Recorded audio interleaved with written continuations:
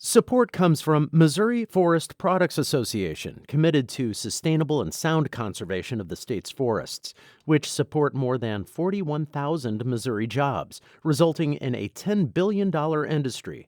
ChooseWood.com. We hope you enjoy listening to this podcast of St. Louis on the Air, brought to you by University College at Washington University, with undergraduate and graduate programs part-time, evening, and online. University College at Washington University, offering world-class education within reach. Welcome to St. Louis on the Air. I'm Don Marsh. Following the shooting death of one officer by another during an apparent game of Russian roulette, prosecutor Kim Gardner accused police of obstructing justice in her investigation. Chief John Hayden has none of that. I'm joined in studio by political editor Fred Ehrlich. Fred, this is a serious situation, this breach between the two divisions. Absolutely, Don. The optics on this just look terrible. You want your public safety director and your chief of police to be working with the prosecutor, not at odds. And it's not even at odds, maybe philosophically. I mean, they have really been attacking each other. And this obviously a very serious incident. One officer lost her life during that game of Russian roulette, but there have been 7 felony charges against police officers in just the last couple of weeks. Right, and it's hard to tell. It's a lot. It's obviously a lot. There are problems. The chief admitted that he is seriously concerned about what's going on, but I'm not sure. Is this a department-wide crisis, or is it a crisis of confidence in the department? In terms of, is this so widespread, or are these just isolated incidents that have piled up? Either way, it doesn't look good. It isn't good. And you have to wonder about the confidence of the public at large in the police department with all of this. Exactly. I mean, public safety is a huge issue here. Everybody knows that. It's top of mind. It might be the most important issue facing the city right now. And you need to have the prosecutor and the police working together. Well, there was very much evidence yesterday when Police Chief Hayden held his news conference, the first time that he has commented following the shooting of the police officer. Let's hear what he had to say. He was described as having been furious with Kim Gardner. The accusation by the circuit attorney that any action taken by the members of our Enforced Investigative Unit or our Internal Affairs Division on this tragic morning as an obstructionist tactic was unwarranted, certainly untimely, and absolutely irresponsible. That's Police Chief John Hayden talking about the actions, or the accusations, I should say, made by Circuit Attorney Kim Gardner. Her concern was the fact that she couldn't get at some evidence she thought was vital in connection with that so-called Russian roulette shooting.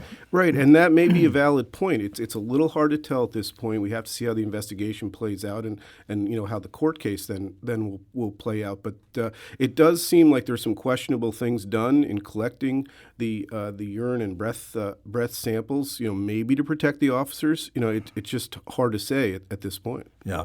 Well, she obviously is concerned about how all of this is unfolding, needless to say, and she recognizes clearly what the importance is of the relationship between her office and the police. It's devastating. It's devastating for a prosecutor to have to charge any police officer, like it's devastating for a prosecutor to charge anyone in the community. We all are affected by that. And so for someone to think that this is a great day for the prosecutor's office, this is not, because we have to work with the hardworking men and women of the St. Louis Metropolitan Police Department. And guess what? We just want to do our jobs. That's St. Louis Circuit Attorney Kim Gardner.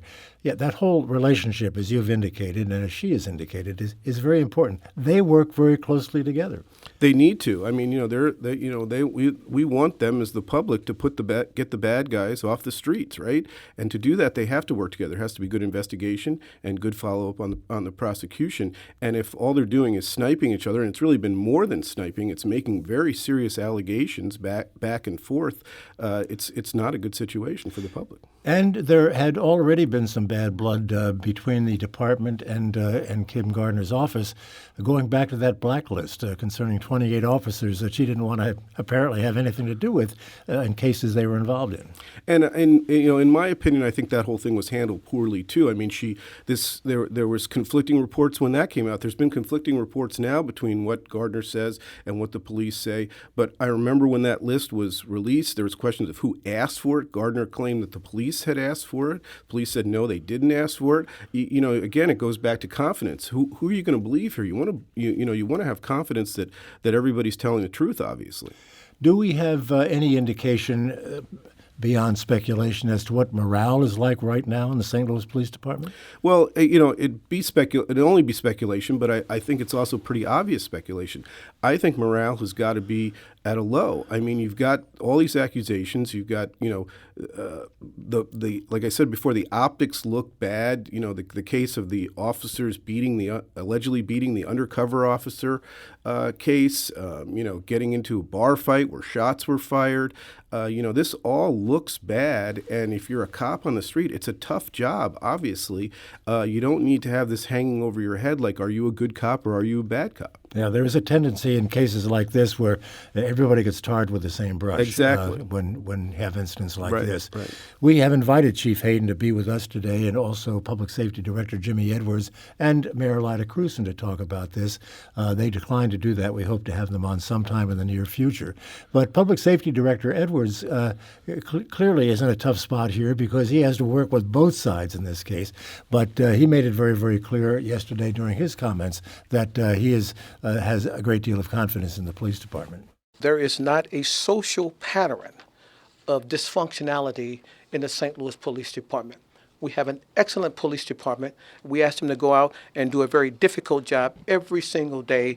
And you know what? Most of them do it well. That's Public Safety Director Jimmy Edwards. Another part of the story from yesterday was the fact that the chief is taking action to keep a closer eye, if you will, on his officers. We'll remind the audience that the officers involved in the shooting were on duty, but in the home of one of the officers, the victim in this case, the young female officer, came in a little bit later, and that's when things changed. What exactly is it, are you aware of, that the chief wants to do to keep track of them? Well, two major things. One of the things he said was that they're going to have a high-ranking officer at roll call to reinforce the rules and regulations, which frankly seems a little ridiculous to me. I mean, these are basic things. You shouldn't be leaving your assigned district while on duty unless there's some kind of emergency. Certainly, you have to notify your supervisor. There are rules about this. I think that they have to be reminded of this. Is a bad look. They're also going to use some GPS tracking. Apparently, some of the officers' computers or cars have GPS tracking, and they'll be able to have a better, idea of where they are. I agree somewhat with what was said about, you can't blame the whole department for some bad people. There's bad people in every profession, but I do think that if officers have the attitude that they can do what they want when they're on duty, in other words, leaving their post, going to the house. I mean, obviously it's a terrible tragedy what happened to Officer Alex, but the fact that they were there in the first place raises questions in my mind about what the authority is. Are they not being supervised properly, and are they not worried about being caught? And you would have to think, too, that some of the officers who have nothing to do with all of this will resent the feeling that they are being tailed digitally, if you will. Right. Yeah. You got to give these guys some leeway. I mean, are they going to get tagged because they took a lunch or dinner break that was a mile out of the district? I don't know. I don't know how that's going to work. Where does the story go from here? Well, there's still a lot to be told. Obviously, again, as I mentioned, it's a terrible tragedy, and we don't know all the facts.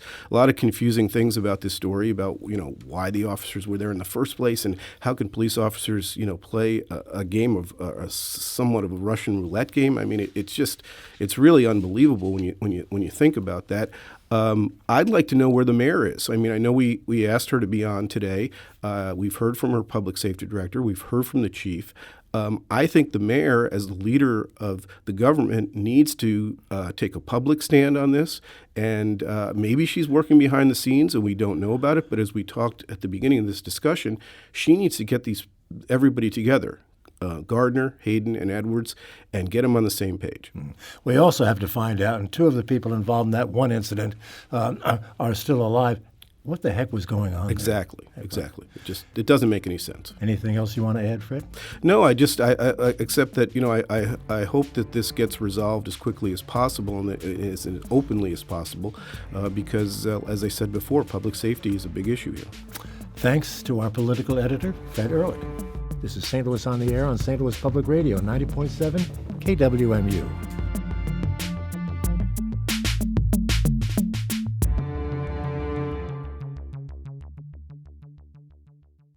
Support comes from the Missouri Forest Products Association, committed to conservation and careful management of the state's forests to make them more resilient and better habitats for wildlife. ChooseWood.com.